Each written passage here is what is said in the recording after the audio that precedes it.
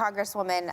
Thank you for coming on. I'm glad that you decided to come and talk to us. I feel like you're the boogie woman of the right, and I'm the boogie woman of the left, so it's interesting to be talking to you because what you're proposing and what Bernie Sanders is proposing, you said that Fox was like ushering in the apocalypse with both of you, but to conservatives like me who think that big government is very, very dangerous, it is like the apocalypse. And it's not just that Bernie is asking a lot of voters to buy into what I consider radical ideas like free public college, the Green New Deal, Medicare for all.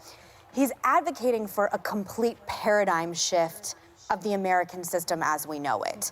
And it's a huge ask for people like me, and it's a huge ask for a lot of people, this seismic shift from capitalism to socialism. And actually, a Gallup poll showed that the majority of Americans would not vote for a socialist, around 45% wouldn't consider it.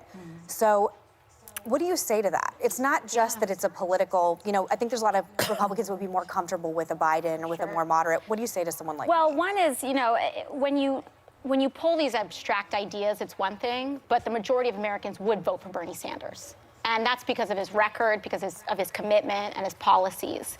But also, I think, I think there's one story that's not really being told here is what's actually happening on the ground in America. Do you know what percent of American workers make less than $40,000 a year? Almost 60%. 60% of Americans. You can't live on that in New York. You can't live on that in New York, and you can barely live on that anywhere. You can't live on that if you have kids. No. And I think that reality, personally, does require a paradigm shift. This isn't working for us. And a $2.1 trillion tax cut, which has been deemed capitalism at its finest, doesn't work for us. Right. You're losing your husband because he couldn't afford insulin because Big Pharma cares about profits more than people, as capitalism at its finest, does not work for us. And I think Bernie has a hard time explaining how he's going to pay for it, though. So let's talk about how we'll pay for it, because I think we need to talk about what policies.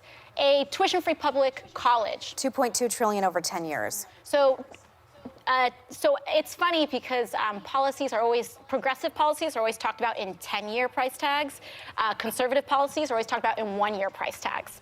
And so our military budget increase went up by $70 to $80 billion 1 year alone, about $100 billion since Trump started, pretty much, or it's been about $100 billion increase since Trump started. We don't ask how he pays for that. When we talk about big government, we don't talk about big government interjecting themselves into the bodies of women and gender nonconforming people for anti-choice policy. So I'm happy to talk about the reduction of government's role in places that I think are harmful, but tell them how this is getting paid for, because that's what you want. Right. So tuition-free public colleges, that can be paid by a simple Wall Street transaction tax. Medicare for all, what you do is that you take your premium and some of your health care costs right now that you give to a Blue Cross Blue Shield and Aetna, whomever, and you lower that number. The average American family pays about $10,000 in health care costs. You lower that number,